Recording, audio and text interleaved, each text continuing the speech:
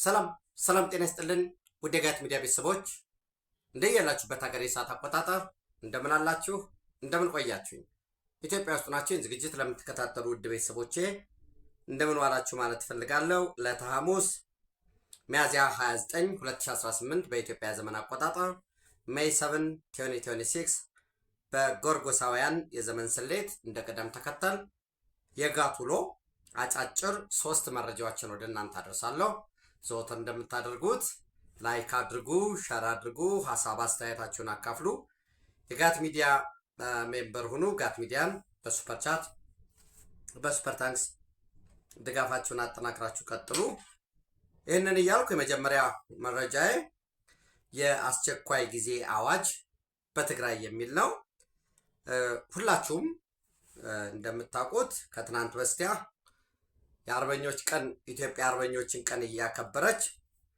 ባንዳና የባንዳ ልጆች ደግሞ መቀሌ ተሰብስበው ነበር በዛ ስብሰባቸው ኦፍ ኮርስ ሌሎችም ጉዳዮች አሉ ዝሮ በዚያ ስብሰባ ሚያዝያ 27 ማለት ነው 2018 በህገወጥ ምርጫ የተደራጀውን ምክር ቤት ያ ህገወጥ ምርጫ ደግሞ መጨረሻ ላይ ይዞት የመጣውን እብሪት ያዋለደውን የጥቅምት 24 ጥቃት እሱን ተከትሎ ጉዳቱ የጋራ የኢትዮጵያ ነው እነዚህ ባንዳና የባንዳ ልጆች ጉዳት አይደርስባቸውም ንጹሃንን ያስበላሉ ያስመታሉ እነሱ በንጹሃን ደም ውስጥ የሚጠጡ የሚከብሩ የሚነግዱ ናቸው ዝሮ በኋላ ባለም አቀፍ ማህበረሰቡ ጥረት በኢትዮጵያ መንግስት ደግሞ ተባባሪነት ወይንም ድሉን አካታች ለማድረግ የመላው የኢትዮጵያ ህዝብ ድል ለማድረግ ሲባል ያሸነፈውን ጦርነት ፕሪቶሪያ ሄዶ በሰላም ስምምነት የተቋጨበት ሁኔታ ነው ያለው ያ የሰላም ስምምነት ሁላችሁም እንደምታውቁት በህገወጥ ምርጫ የተመሰረተውን መንግስት በተነው በቀጣይ የኢትዮጵያ ብሔራዊ ምርጫ ቦርድ የሚያመቻቸው ምርጫ ይካሄዳል ብሎ ነው ያስቀመጠው ነገር ግን የቀጠናው ሁኔታ የቀጠናው የጂኦፖለቲክሱ ጉዳይ የግፋ በለው የራስ የቆየ እብሪት የዳንጀር ኦፍ ሲንግል ስቶሪ አለ በቃ የኢትዮጵያ መንግስት ተዳክሟል በትጥቅ ታጥቀው የሚንቀሳቀሱ ጉልበት ፈርጥሟል ስለዚህ ይሄ ነው ትክክለኛው ጊዜ የሚል የድንቁርና ስሌቶች እነዚህ ሁሉ ተደማምረው ከትናንት በስቲያ ያንን የተበተነውን በምንም መስፈርት ህጋዊነት የሌለው የክልል ምርጫ ቦርድ ተቋቁሞ በዛ በክልል ምርጫ ቦርድ አማካይነት በተደረገ ምርጫ የተደረገ ወይንም የተመረጠ ህገ መንግስቱ የራሱ የትግራይ ክልል ህገ መንግስት የትኛውንም ማሻሻል ይችላል በነገራችን ላይ የትግራይ ክልል ህገ መንግስትን ከመጀመሪያው ጀምራችሁ አዋጅ ቁጥር 1 1987 የትግራይ ብሔራዊ ክልላዊ መንግስት ህገ መንግስት ጨምሮ እስከ ተሻሻለው ምርጫ ለማድረግ አሻሻል ነው እስካሉት ህገ መንግስት ድረስ ብትሄዱ በየትኛው ሁኔታ የክልል ስለ ክልል ምክር ቤትም ቢያወራ ስለ ክልሉ ህገ መንግስትም ቢያወራ የፌደራሉን ህገ መንግስት በማይጥስ ሁኔታ ነው የሚለው የፌደራል ህገ መንግስት ደግሞ ወይም የኢትዮጵያ ህገ መንግስት ምርጫን በተመለከተ አልቲሜትሊ ስልጣን ባለቤት የኢትዮጵያ ብሔራዊ ምርጫ ቦርድ ነው ይሄንን ጥሰው ምርጫ አደረግናው ያኔ ብሔራዊ ምርጫ ቦርድ ታዘብ ሲባል በፌዴሬሽን ምክር ቤት ውሳኔ መሰረት ኮሮና ስለነበረ ምርጫ ሳናደርግ አንድ ቀን ቢራዘም ይህ ህገ መንግስታዊ ነው ያሉ ሰዎች ናቸው እንግዲህ አሁን በእነሱ ስሌት እንኳን በቃ እንቁጠረው ትክክል ነው ያደረጉት ምርጫ እንኳን ያኔ ብለን ብንወስድ ኦልሬዲ ኤክስፓየር አድርጓል ሰው ያንን ጎትቶ አምጥተው ባለም አቀፍ ሁኔታ እኮ በጦርነት ወይም በሆነ ችግር ምክንያት ሊራዘም ይችላል የሚል መከራከሪያ ይዘው መጡ ያኔ ኮሮና አይደለም ሰው መስከረም 30 መንግስት የለም ሚሉት ለነበረው ናሬሽን እንዲረዳቸው ማለት ነው አሁንም በተመሳሳይ የኢትዮጵያ ምርጫ ልታደርግ ስለሆነ ያንን ምርጫ እናደናቅፋለን ይህ ምርጫ በስኬት ከተጠናቀቀ መንግስት ሌጅቲሜት ይሆናል፣ ህጋዊ ቅቡልነት ይኖረዋል። ከዛ ባለፈ ደግሞ እንዳልኳችሁ የቀደመ የስህተታቸው ምንጭ ሆኑ የቀጠናዊ የዓለም አቀፍ ሁኔታና በኢትዮጵያ ውስጥ በነፍጥ አንስተው የሚንቀሳቀሱ ተለላኪ የባዕዳን ተለላኪዎች እነዚህ ኃይሎች በሙሉ ጠንክረው ወጥተዋል። ይህንን አድርገን አስገድደን ሁለት ነገር እናሳካለን ነው ታሳቢ ያደረጉት። የመጀመሪያው የህወሓትን ህጋዊ ቅቡልነት እናገኛለን። ይሄ ጫና ስንፈጥር ልንዋጋ ነው ስንል ሚሊታሪ ስናንቀሳቀስ ወይ በሆነ ግንባር ወዴት እንደሚሄዱ ነግራችኋለሁ። ይሄ ሳቦታጅ ለማድረግ እንዳሻጠር ለማታለል ምናምን የውጊያ ሜዳውን በዚህ በአሶሳ ሳይድ በኩል በቋራ በኩል ወይ በምዕራብ ግንባር በኩል አሁን የራሳቸው ገለልተኛ የሚመስሉ ግን የጽንፈኛው ሚዲያዎች የህወሓት ማዕከላዊ ኮሚቴ፣ የህወሓት ምክር ቤት፣ የህወሓት ስራ አስፈጻሚ ወልቃይት ጠገዴን ወይንም ግዛታዊ አንድነትን ማረጋገጥ ቅድሚያ ትኩረት ሰጥቶታል የሚል ናሬሽን እየሰሩ ነው። አዎ ወልቃይት እናስመልሳለን ብለዋል። ዋነኛ ትኩረታችን እያሉ ያሉት ግን በአፋር በኩል ቆርጠን የኢትዮ ጅቡቲን ዋና መስመር እንቆጣጠራለን። ይህንን ስናደርግ ወደ ድርድር ተገዶ መንግስት ሲገባ የህወሓትን እውቅና እናገኛለን። የቀደመ ህገ መንግስታዊ የግዛት አንድነትና እነሱ የሚሉትን ልውሰድ ሉዓላዊነታችን እናስጠብቃለን። ቀጥለን ደግሞ አብረውን ያሉ የቅማንት ታጣቂ አለ እንኳን ደስ አላችሁ ብሎ መግለጫ ወጣው። በነገራችን ላይ የአፋብንም ዘመነ ካሴ እኮ መቀሌ ነው ያለው። አሁን ዛሬ ራይት ነው። ነገ ስብሰባ አላቸው፣ ወደ አክሱም ይሄዳሉ። መቀሌ ነበር ስብሰባ እናደርጋለን የተባለው ህወሓትና የአፋብን ማለት ነው። የጎጃም፣ የሸዋ፣ የወሎ፣ የጎንደር ማለት በደንብ ኢትዮጵያ አትሸነፍም፣ ግን ይህን ታሪክ በደንብ ሊመዘገብ ይገባል። ወልቃይት ጠገዴ ሰቲት ሁመራን ለመስጠት ነው የጎንደር ፋኖ ስብሰባ ላይ የሚቀመጠው አክሱም። በዛ በስብሰባው ላይ እነማን አሉ የሚለውንም እሱንም ሃይላይት አደርጋችኋለሁኝ ማለት ነው። ሰው በዚህ መሰረት አስቸኳይ ጊዜ አዋጅ ለማወጅ እንቅስቃሴ ላይ ነው ያሉት። ትናንት ጀምሮ አክሱም ነው ያሉት። ምንም ይሄ የስማ በለው ጉዳይ ሳይሆን 100% የተረጋገጠ መረጃ ነው የምነግራችሁ። በዛም አክሱም ብቻም ሳይሆን ስብሰባቸው አልጋ ያዙት ኮንሱላር የሚባል ሆቴል አለ አክሱም ውስጥ፣ እዛ ነው አልጋ ያዙት። የተረጋገጠ መረጃ ስለሆነ ዛሬ ጠዋት 3ኛ ፎቅ ላይ ቁርስ የበሉት ምንድን ነው ያነሱት? ከነማን ጋር ነበር ትናንት ማታ የነበሩት? የተጠጣ መጠጥ፣ የተወራ ወሬ፣ ጠዋት ከነማን ጋር ነው ስልክ የተደዋወሉት? የሹምሽርን በተመለከተ ሽግሽግን በጊዜያዊ አስተዳደር ውስጥ የነበሩት እነማን ይሾማሉ? እነማን ዝቅ ብለው ይመደባሉ? እነማን የቤት እስረኛ የቁም እስረኛ ይሆናሉ? እነማን ደግሞ በምን ወንጀል እንዲጠየቁ ወንጀል እየተፈበረከላቸው ነው የሚለውንም ዝርዝር መረጃዎች አሉ እና የዚህ የትግራይ ኮማንድ ፖስት አመራር ወይም እነሱ ትግራይ ስትራቴጂክ ሊደርሽፕ የሚሉት በእነሱ ቤት እጅግ ሚስጥራዊ ስብሰባ መሆኑ ነው። ከዚህ በፊት ታስታውሳላችሁ ከመቀሌ ያለው የህወሓት ጽህፈት ቤት ወደ አክሱም ተዛውሯል ብያቸዋለሁ እና አንድ ህንፃ ተቀብለዋል። ከኪራይ ነፃ የሆነ መህተ ቢሮ ነው የሚሉት፣ የመከተ ወይም የጦርነት ቢሮ መሆኑ ነው። እጅግ ወሳኝ የሚሉትን አስፈላጊ ነው ያሉትን የዶክመንቶችም ጭነው የወሰዱበት ሁኔታ ነው ያለው እና በዚህ ስብሰባ ዛሬ አልጋ ያዙት ኮንሱላር ሆቴል ነው ብያቸዋለሁ። ስብሰባውን ግን እያደረጉ ያሉት ደግሞ የአትራኖስ ፋንታሲ ሆቴል እዛው ቅርብ ነው ያለው። እዛ ስብሰባ እያደረጉ ነው። አሁን ይህን ቀረጻ ሳደርግ 7 ሰዓት ተኩል ነው። ምሳ ወጥተዋል እና ኤንዌይስ በዚህ ስብሰባ እያደረጉ ነው እና የስብሰባው ዋና ዓላማ አስቸኳይ ጊዜ አዋጅ ለማወጅ ነው። ዓላማው አስቸኳይ ጊዜ አዋጅ ለማወጅ ታስታውሱ ከነበረ በ27 ይህን ህገወጥ ምክር ቤት በጠሩት ወቅት 4 ተግባራትን ሰርተዋል። እንደ ቅደም ተከተል እያልኳቸው አይደለም። ዙሮ የመጀመሪያ ስራ የሰሩት አፈጉባኤና ምክትል አፈጉባኤ አስመረጡ። ከዚህ በፊት የነበሩት ሁለቱ አፈጉባኤው ምክትል አፈጉባኤውም ስለሌሉ ዘን ዋና አፈ ጉባኤ ወይዘሮ ኪሮስ ሀጎስን ምክትል አፈ ጉባኤ ወይዘሮ ምህረት በርሃን ከተመረጡ በኋላ ቀጣይ ያደረጉት ምንድን ነው? እንደምታስታውሱት የፕሬዝደንት ምርጫ ነው።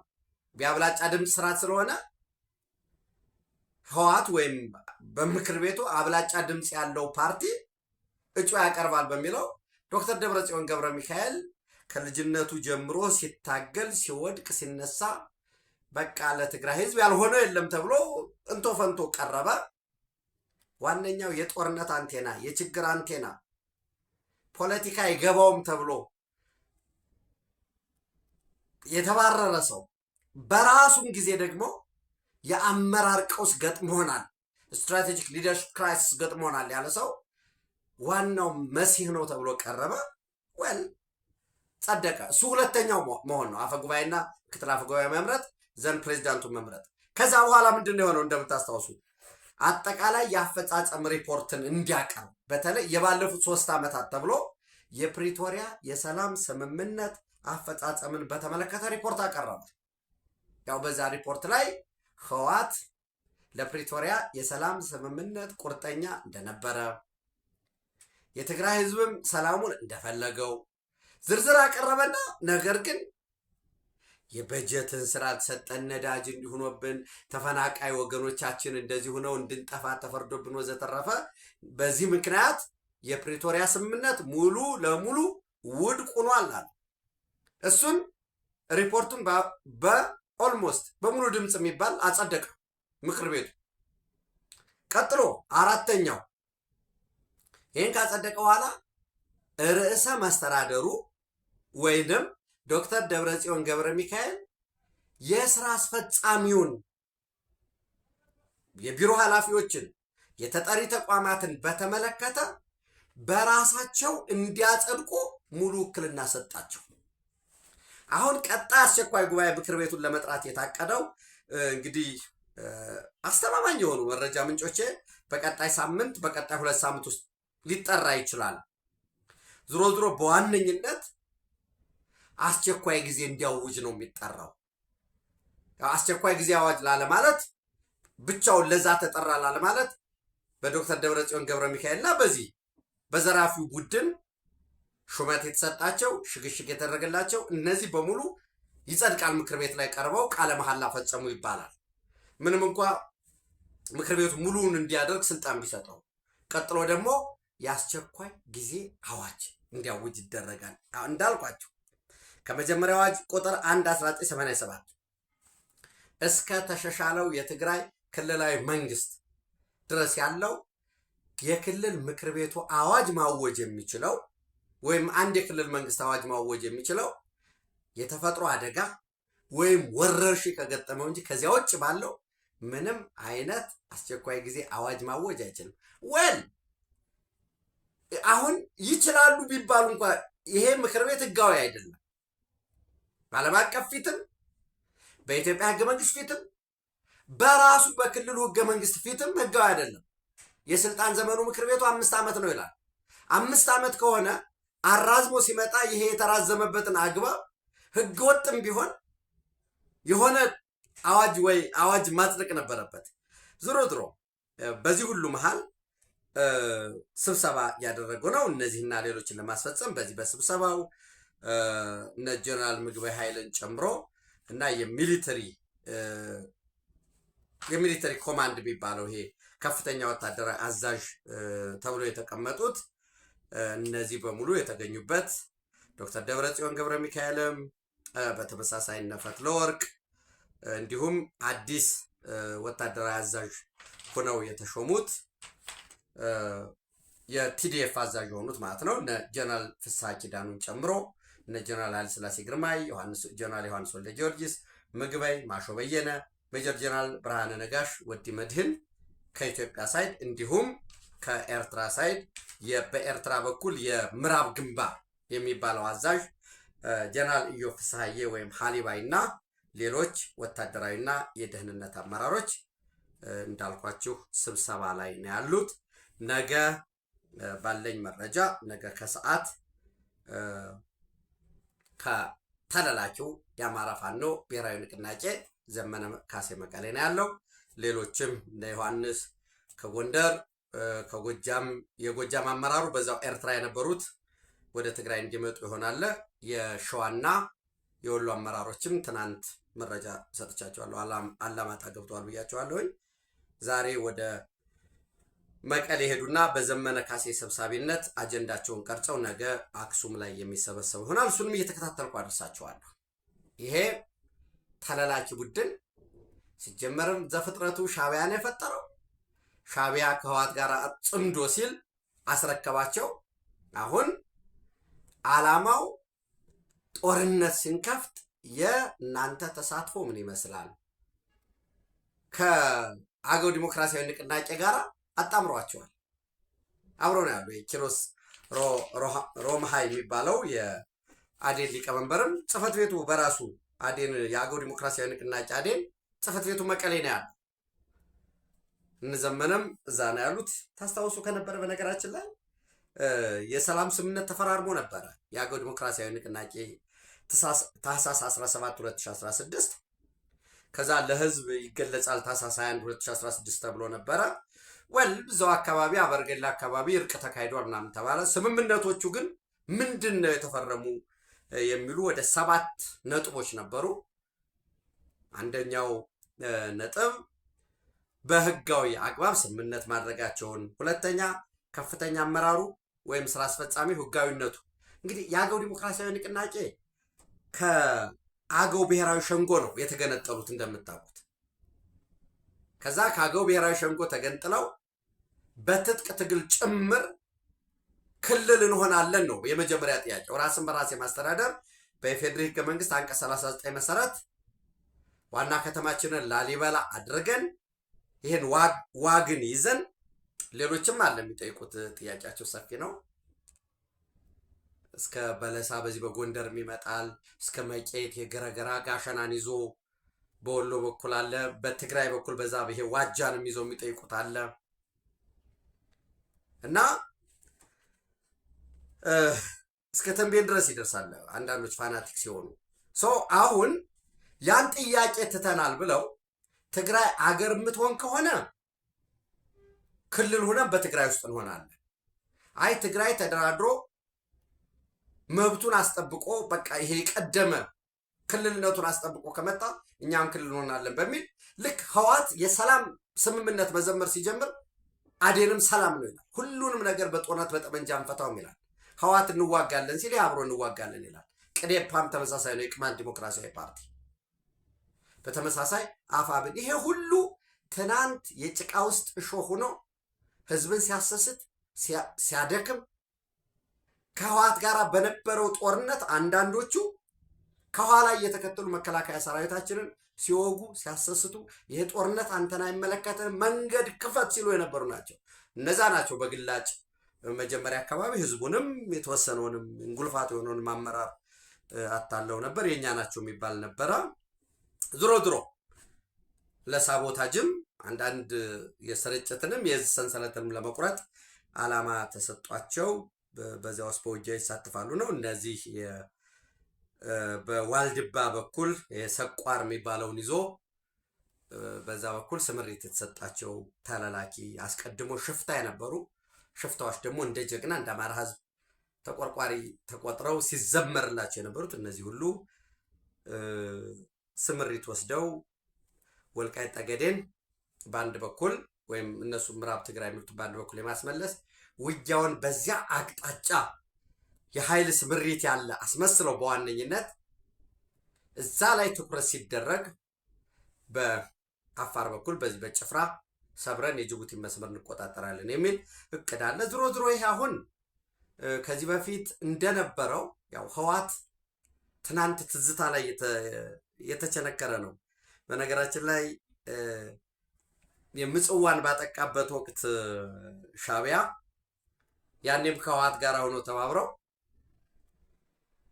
በአሶሳ በኩል ከፍተኛ ጥቃት ልንፈጽም ነው የሚል የመጀመሪያ የኃይል እንቅስቃሴ እያደረጉ ነው።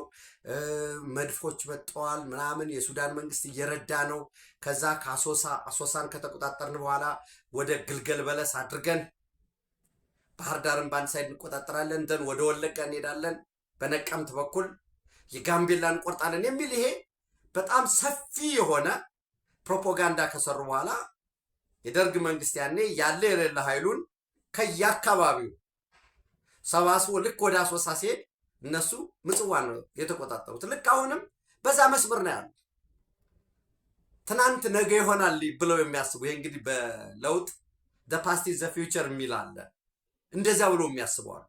ሁሉም ነገር ትናንት የነበረው ዛሬ ተደግሞ ያንን ውጤት ያመጣል። የትናንቱ የድል ሚስጥራችን ዛሬ ተግብረ ነው የትናንቱ ውጤት እናመጣለን ብሎ የማሰብ አለ።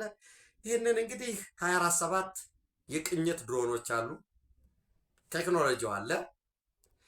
ሁለተኛ ደግሞ ኢትዮጵያ እጅግ በቂ የሆነ ኃይል አላት። እሱ ወደ ግንባር ሲገባ የማይመረጠው የማይፈለገው ግን አማራጭ ከጠፋ ዋጋ ቢያስከፍልም በሚመረጠው አውደ ግንባር አውደ ውጊያ የሚታይ ነው የሚሆነው እና ይህንን ትናንት የሄዱበትን የተጠቀሙበት መንገድ ለመሄድ ይሞክራሉ። ለዛ ነው በነገራችን ላይ የዚህ ሱዳን ካርቱም እንደዚህ ጉዳት ደረሰብኝ፣ አምባሳደር ጠርቻለሁኝ፣ ከዛ ባለፈ ደግሞ እዛ ካርቱም ላይ ጽምዶ ተብሎ አማራን ወከልኩ ብሎ ራሱ የትግራይ ሰው እኛ እናንተ በመኖራችሁ ወዘተረፈ የሚሉ ስላዳመጣችሁት ስላያችሁት ያሳፍራል። ራሱ ዘመነ ካሴ የተገኘበት እኮ ነው።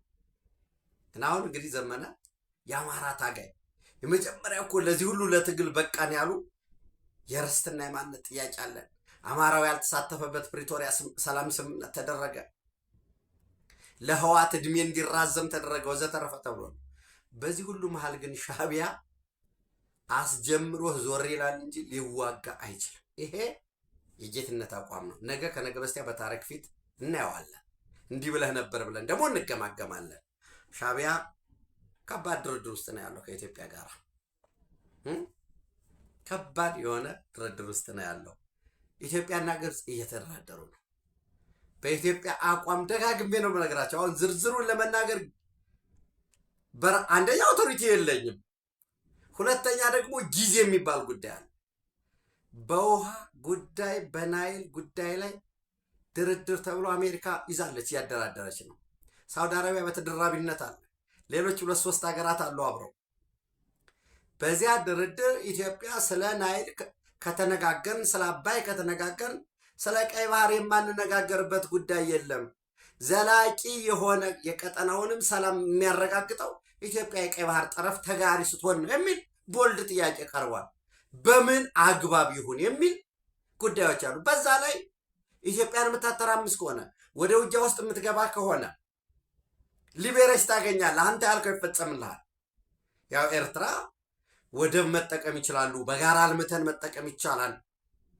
ኮመርሻል ወደብ ምንጊዜም ድሮም አልከለከልን፣ እነሱ ናቸው ጥለውኝ የሄዱት ወደ ጅቡቲ የሚል ነው ድርድሩ ላይ እያቀረቡ ያሉት። የባህር ኃይል ቦታን ጨምሮ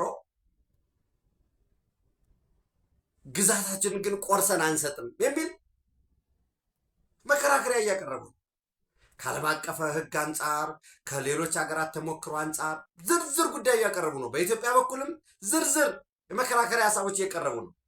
በዛ ድርድር ውስጥ ኢትዮጵያ ወደ ጦርነት ውስጥ የምትገባ ከሆነ የኃይል ሚዛን የሚኖረው በተደራዳሪዎች ላይ ከሚፈጥረው ጫና ባሻገር ነጥብን እንድትጥል ለማድረግ ይጠቅማል። ያንን ህወሓት ፌስ ቱ ፌስ አሁን ቦልድሊ ከህወሓት ጋር አለው ይላል። ነገርኳችሁ እኮ ጀነራል ሃሊባይ ብርጋዴር ጀነራል ኢዮብ ፍስሐዬ ወይም ሃሊባይ የምዕራብ ግንባር አዛዡ አክሱም ስብሰባ ላይ ቁጭ ብሏል። የመወያያ ወረቀት አቅርቧል ዛሬ ጠዋት። ነገር ግን ቦልድሊ ይሄንን ሻዕቢያ እየደገፈ አይደለም። ለምን? ማዕቀብ ሊነሳለት ነው። የኢኮኖሚ ድጋፍ ሊደረግለት ነው። ሌሎች የመሰረተ ልማት አሰብን ከአስመራ ጋር የሚያገናኝ አሰብን ወደ አዲስ አበባም ወደ መቀሌም ሌሎች የፓይፕላይን ዝርጋታ፣ የመሰረተ ልማት ዝርጋታ፣ የኢኮኖሚ ማበረታቻ እነዚህ ሁሉ ድጋፍ ይሰጣል ተብሏል። ወደ ሰላም እንዲገባ ከኢትዮጵያ ጋር እርቅ እንዲያወርድ ነው። ዊዝ ፕሪኮንዲሽን አለው። ይህንን ስምምነት ይህን የምታረግ ከሆነ ነው። የኢትዮጵያ መንግስት ደግሞ በዚህ ድርድር መካከል በፍጹም ጥቃት እንዳይፈጽም አንዱ እንትን አለ ወይ የኢትዮጵያ መንግስት እያስረዳ ነው የሚረዳቸው ኃይሎች ይህን እያደረጉ ነው የሚል ዝሮ ዝሮ ወደ ግጭት ዘን አንዳንዱ ይመጣና በጣም ወሳኝ የሆነ ስትራቴጂክ ሎኬሽን ያላት ኤርትራ የኢትዮጵያ መንግስት የቀይ ባህር ጥያቄው አፈር በላ ምናምን ይላል። አፈር ያበላው በአደባባይ ዘግቶ የሄደው የኢህአዴግ የመለስ ዜናው የህዋት አፍቃሪ ሆኖ የኢትዮጵያ የባህር በር ጥያቄ አፈር በላ ሲል አፈር የበላ ሰው ነው። የሞተ የተዘጋን አለቀለት ዴድንድ ተብሎ የነበረን ፋይል የገለጠው የዓለም መነጋገሪያ ያደረገው ፓርቲው ብልጽግና መሪው ዶክተር አብይ አህመድ ይባላል። ለዚህ እንኳን ሪኮግኒሽን መስጠት ያስፈልጋል። እውነታው ይሄ ስለሆነ ይሄ ጥያቄ ማንሳት እንዴ ትናንት በነገራ ይሄን ጥያቄ ማንሳት እንደ እብድነት ቆጥሩት የነበሩት ይሄው በቃ የመጨረሻ ሲፈልግ ኖሮ አንድ ካርድ ይችን የቀይ ባህር ካርድ አገኘ እሷን አነሳ ይሉ የነበሩ ጅላንፎ ተላላኪዎች መልሰው የቀይ ባህር ጉዳይ አለቀለት ሲሉ የሚያልቅ ጉዳይ የለም በዚህ ምድር ላይ። ሂውማን ራይትስ ዎች ለምሳሌ ለኤርትራ ማዕቀብ እንዳይነሳላት እያለ እየጠየቀ ነው። ማዕቀብ እንዳይነሳላት ብሎ ሲያስቀምጥ ምን እያለ ነው ያለው? የኤርትራ ወታደር ኢትዮጵያ ድንበር ውስጥ አለ፣ አሁን ኢትዮጵያ ግዛት ውስጥ የሰብአዊ መብት ጥሰት እያደረገ ነው ይላል። ቸክ አድርጉት። በነገራችን ላይ ዝም ብሎ የኔ ላታቲያ ባድር የሰብአዊ መብት ተሟጋቹ የዚህ ሂውማን ራይትስ ዎች የአፍሪካ ቀንድ ዳይሬክተር ነች እና ይህ ሂውማን ራይትስ ዎች ያወጣውን እዩት። በአራት አይደለም ትናንት ነው ያወጣው፣ በስድስት ሜይ ቸክ አድርጉት። ሊነሳ አይገባም የሰብአዊ መብት ጥሰትን የፈጸመ በዝርዝር ሲጠቃለል ከባድ የሰብአዊ መብት ጥሰት የፈጸመ በኢትዮጵያ በነበረው የሰሜኑ ጦርነት ወቅት አሁንም ዛሬ የኢትዮጵያን ግዛት በጉልበቱ ይዞ የሰብአዊ መብት ጥሰት እየፈጸመ ነው ያለው።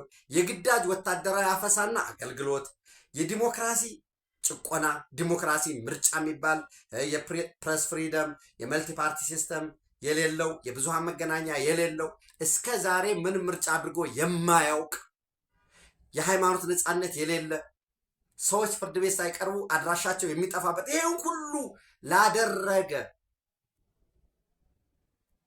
የአፍሪካ ሰሜን ኮሪያ የኢኮኖሚ ማበረታቻ መስጠት፣ ማዕቀብ ማንሳት ግብዝነት ነው። የዓለም አቀፍ የህግም የሞራልም ጥሰት ነው ብሎ እየተከራከረ ነው ያለ። ፕሪኮንዲሽን አለው እና ወሳኝ ስትራቴጂክ ሎኬሽን መሆኑ ትናንት ነው የታወቀ። ያንን ለማሳየት ምን የሆርሙዝ ስትሬት ጉዳይ ከኢራን ጋር ባለው ወዘተረፈ ከኢራን ጋር ያለው ጉዳይ እኮ አረረም በቅርቡ ያልቃል። ያው እኔ እንደ ጋት ሚዲያ እንደ ጌትነት ብያቸዋለሁኝ። አሁን ባለው በአንድ ዙር ስምምነት ላይ ይደረሳል ብዬ አላምንም። እኔ ፐርሰናል ከተደረሰ ሰየው፣ ምክንያቱም የማይደርስበት ጉዳዮች አሉ። በአመለካከት ደረጃ እስራኤሎች የሰርቫይቫል ጉዳይ ነው ለእስራኤል ኢራንን ሙሉ ለሙሉ አንበርክኮ እጅ እንድትሰጥ ማድረግ ለእስራኤል የሰርቫይቫል ጉዳይ ነው። ለአሜሪካ ለዶናልድ ትራምፕ ደግሞ ፒስ አግሪመንት ተፈጽሟል፣ የሰላም ስምምነት ተፈጽሟል ብሎ የራስንም ክብር አስጠብቆ ይሄ ፌስ ሴቪንግ ብሎት እሱን አድርጎ መውጣት ነው። ለዛ ነው እኮ በነገራችን ላይ የእስራኤል ወታደራዊ አዛዥ ጀነራል ኤያል ዛሚር ምንድን ነው ያለው? የሰላም ስምምነቱ የማይፈጸም ከሆነ እጅግ ወሳኝ የሆኑ ታርጌቶችን ለይተናል። ሚሊታሪ ቺፍ ኦፍ ስታፍ ሌተናል ጀነራል ኤያል ዛሚር said on Wednesday ትናንት ማለት ነው that military has a series of targets ready to strike in Iran if war resumes ይላል። አሁን ባለበት ሁኔታ አሁን አንዳንዶቹ የሚወጡ መረጃዎች አሉ። ለምሳሌ የድርድር ነጥቦችን 6-7 ልናደርጋቸው እንችላለን። በኒውክሌር ማበልጸግ ጉዳይ፣ አንደኛ የማበልጸግ ኢንፍራስትራክቸር ጉዳይ ለ10 ዓመት ይሁን ፖዝ ለ15 ዓመት ይሁን ለ20 ዓመት እስራኤል ደግሞ ፍጹም ኒውክሌር እንድታበለጽግ አትፈቅድልም። አሜሪካኖች ፌስ ሴቪንግ ስለሆነ ለተወሰነ። ሁለተኛው የአህጉር አቋራጭ ሚሳይል ጉዳይ አለ። የኢንተርኮንቲኔንታል ባላስቲክ ሚሳይል ጉዳይ አለ። የሆርሙዝ መተላለፊያ መንገድ ሰርጥን በተመለከተ ከዚህ በኋላ ጥቃት እንዳይፈጸምባት ማስተማማኝ ዋስትና ትፈልጋለች ኢራን። ወይ ቻይና ወይ ሩሲያ እንዲሰጧት አሊያም የዩናይትድ ኔሽንስ ሴኪሪቲ ካውንስልም እንዲሰጥ። የበለጸገው ኒውክሌር የት ነው መሆን ያለበት? ኢራኖች ዲዞሉት እናርገው እናቅጥ ነው የሚል ጉዳይ አላቸው። የለም ፍጹም መውጣት ነው ያለበት፣ እንዲያውም ወደ አሜሪካ ነው መሄድ ያለበት የሚል ጉዳይ አለ። የካሳ ጉዳይ አለ። ማዕቀብ የተጣለ ማዕቀብ የማንሳት እና ደግሞ የተያዙ ንብረቶችን የፍሮዝን አሴት የሚባል እነዚህ ጉዳዮች እያከራከሩ ነው ያልቃል። እንዲያው የእስራኤል የኤርትራ ጉዳይ ቱዛት ኤክስተንት ወሳኝ ስትራቴጂክ ቢሆን ኑሮ አሜሪካ እስከዛሬ ዝም ብሎ ያየዋል። ከዛ ውጭ በዓለማችን 195 ሀገራት አሉ እንደምታውቁት። አንደኛዋ ቫቲካን ነች። አንድ ሌላ ሀገር አለች። ሉክዘምበርግም እኮ ሀገር ነው። 195 ሀገር ውስጥ አሜሪካ ከ800 በላይ ከሀገሯ ውጭ ነው የምላቸው የጦር ሰፈር አለ። ያ የጦር ሰፈር ዓላማው የአሜሪካን ጥቅም ብሔራዊ ጥቅም ወይ ናሽናል ኢንተረስት ህልውና ማስጠበቅ አይደለም። ከዛ የተሻገረ ነው። የአሜሪካ ልዕለ ሀያልነት ማረጋገጥ ነው የነዚያ የጦር ሰፈሮች አስፈላጊነት። እና ዛት ወዝ ኤርትራ ያን ያህል ስትራቴጂክ ሪሌቫንስ ቢኖራት ነው እስከዛሬ ዝም ነው የሚሉት። ከዛ ውጭ የባቤል መንደብ ጉዳይ ከሆነ ጅቡቲ የለም፣ ትልቁ የጦር ሰፈር የላቸውም። በርበራ ለሶማሊላንድ እውቅና ሰጥተው እና ዊዝ ፕሪ ኮንዲሽን ነው። ነገ ከነገ በስቲያ እናየዋለን እኮ። አንድ የገረመን በግልጽ የምነግራቸው ቢቢሲ አምሃሪክ ዝም ብሎ አንድ እንቶ ፈንቶ አልፋጅ የሚጽፈውን ሁሉ ጽሁፍ ጽፎ ይሄ ጉዳይ የአሜሪካ ማዕቀብ ማንሳትና ከኤርትራ ጋር ተቀራርቦ የመስራት ፍላጎት ኢትዮጵያ በኤርትራ ላይ ጥቃት እንዳትፈጽም እንደ ማስጠንቀቂያ ሆኖ ያገለግላል። ኦፍኮርስ ቢቢሲ አእምሯችን ላይ የተጋነነ ምስል እኔ ቢያንስ እኔ አእምሮ ላይ የተጋነነ ምስል ስላለው ነው እንጂ that's all about እና በዚህ ምክንያት እንዳይነሳ የሚል የክሎዝድ ፖለቲካል ሲስተም ነው የሚላል። በዚህ ላይ በነገራችን ላይ ማዕቀብ ተነስቶለት የግዳጅ ወታደራዊ አፈሳ ቢያቆም፣ አንድ መልቲ ፓርቲ ሲስተም ቢገባ፣ ነፃ ንግድ ቀጠና ቢፈቅድ፣ እነዚህም ኦፕን አፕ አሁን ካለው የተወሰነ ክፍተት ቢፈጥር መጀመሪያ ኮላፕስ የሚያደርገው ሻዕቢያ ነው። ለምን? የሴኪሪቲ አፓራተሱ ከነማን ጋር ምን ግንኙነት አለው? እንዴት ነው የሚኖረው? በየግጭቱ ተሰማርቶ ነው የሚኖረው። ህልውናቸው ስለሆነ እኮ ነው ግጭት ውስጥ የሚገቡ። በዛ ውስጥ የሚነግሩት የጦር መሳሪያ አለ። በዛ ውስጥ የሚያከራዩት ሰው አለ፣ ወታደር አለ። በማሰልጠን የሚያገኙት ጥቅም አለ እና እንደ በመውደቅ ላይ ያለው ምንም እዚህ ግባ የሚባል የታላቁን የሱዳን ህዝብ ጎረቤታችን ወደድንም ጠላንም የዛን ህዝብ ፍላጎት ጥቅም ከማስጠበቅ ይልቅ ለግብፅ ፈረሱ ነው የሚያገለግለው። ልክ ከዚህ የምጽዋ ጊዜ ምጽዋ ሲያዝ እንደነበረው እንዳልኳችሁ ካርቱም ጋር እንዲል እናደርግ ነው፣ ኩምሩክ ላይ እንደዚህ አጸፋ ፈጸመ፣ ከባህር ዳር የተነሳ ኦል ዚስ የትኩረትን አቅጣጫ የማሳት እንጂ ህወሓት በዋነኝነት እንዳላማ ያዘው የጅቡቲ መስመር እዘጋለሁኝ ብሎ ነው እየሰራ ያለው። በዚሁ አጋጣሚ በዛሬው ዕለት ለምሳሌ እያንቀሳቀሰ ነው ማለት ፋክቱን ነው እየነገርኳቸው ያለሁት እንጂ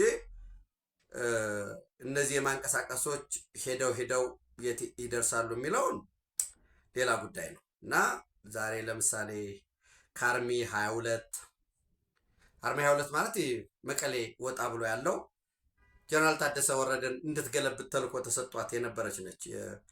ኮሎኔል ገብረስላሴ በላይ ነው የሚመራት። ከዛ የተውጣጡ ታጣቂዎች እንዲሁም አርሚ 60 የሚባለው ይሄ ሜካናይዝድ ብለው ያደራጁት ሜጀር ጀነራል ህንፃ ወልደ ጊዮርጊስ የሚመራው በትልልቅ ተሳቢ መኪኖች ሆነው በዚህ በሐምዳይት አድርገው ወደ ኤርትራ ይገቡና በሐምዳይት አድርገው ዙረው ሸረሪና ትናንት ህወሓትም በመግለጫዋ በምዕራብ ትግራይ ያለኝ ሰራዊት አለ ይብራለች በግልጽ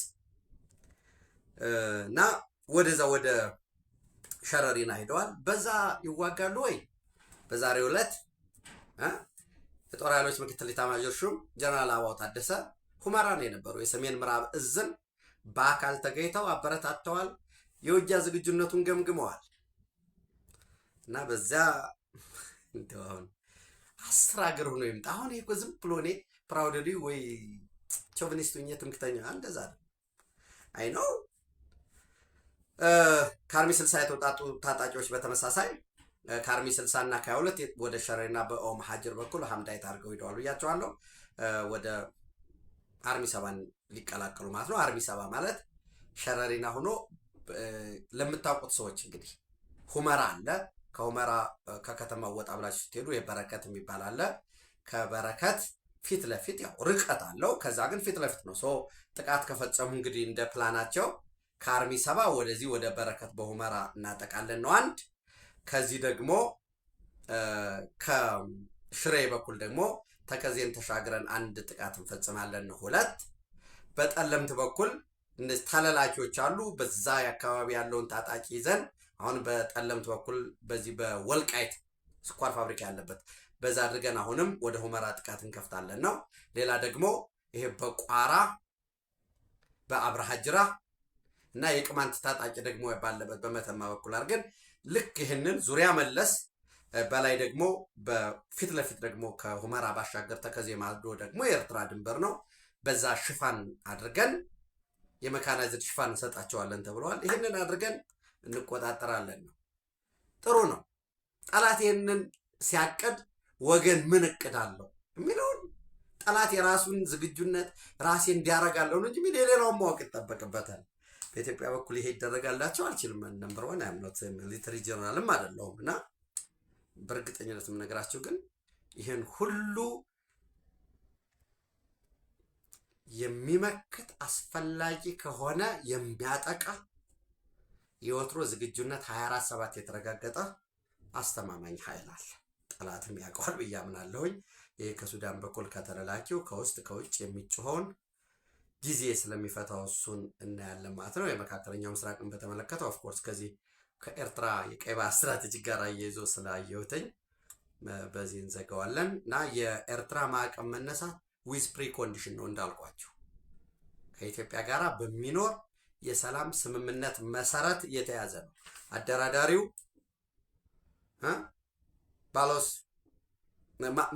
ባሎስ ነው እያደራደረ ያለው። በዛ ውስጥ ኢትዮጵያና ኤርትራ እየተነገራቸው አይደለም እኮ። ለምሳሌ ኢትዮጵያና ኤርትራ በቀይ ባህር ሲደራደሩ በተመሳሳይ ኢትዮጵያ ከግብፅ ጋር በአባይ ጉዳይ በናይል ጉዳይ እየተደራደረች ነው። ስለዚህ ግብፅም ለራሷ ኢንተረስት የሱዳን ፈረስን መጠቀም ትፈልጋለች። ሻዕቢያም ለራሱ ኢንተረስት ህወሓትንና የሚልካቸውን ጽንፈኞች መጠቀም ይፈልጋሉ። ድርድሩ ላይ ሊቨሬጅ ለመያዝ ነው። የኢትዮጵያ መንግስት ደግሞ ለዚህ ከምንም በላይ ዝግጁነቱ አለው። የኢትዮጵያ ህዝብ ደግሞ ይህንን ምስጢር ባወቀ ቁጥር ስለሚያውቅም ከፍ ያለ ወትሮ ዝግጁነት አለው እና ትናንት እንዲያውም ባንዳዎች እንደዚህ እንደዘመነ ምናምን እንደዚህ በፋኖ ስም የሚያጭበረብሩት ጉዳይ ተዘግቶ እንዲህ በግላጭ ባንዳ መሆናቸው ለራሳቸው ታሪክ ይጨነቁ እንጂ ለኢትዮጵያ እንደሆነ ከማሸነፍ ወደኋላ የሚያደርጋት ጉዳይ አይደለም። ሁለተኛ የቀይ ባህር ጉዳይ የናይልን ጉዳይ በቃ በሁለት ሀገራት በኢትዮጵያና በኤርትራ መካከል ብቻ ያለ አሰላለም ስለ ቀይ ባህር የግብፅ ጉዳይ የኢትዮጵያና የግብፅ እንደው አለፍ ካለም የሱዳን ጉዳይ አድርገናል። ከዓለም አቀፍ የኃይል አሰላለፍ አንጻር የሚታይ ነው። ሄክሳጎናል የሚባለውን በደንብ እዩ። እስራኤል አለ በአንድ ሳይድ፣ ዩናይትድ አረብ ኤሚሬት አለ፣ ህንድ አለ፣ የሶማሌላንድ ጉዳይ አለ። ወጣ ገባ ሊል ይችላል ፍላጎቴን አሳካለሁ በሚል በዛም በዚህ ኬንያ አለ፣ ደቡብ ሱዳን አለ፣ ከእስራኤል ጀርባ አሜሪካ አለ። የኢትዮጵያ ስትራቴጂክ ፓርትነሮች አሉ፣ ሩሲያ አለ። የጨነቀ ጊዜ የማታ ማታ ቻይና አለ።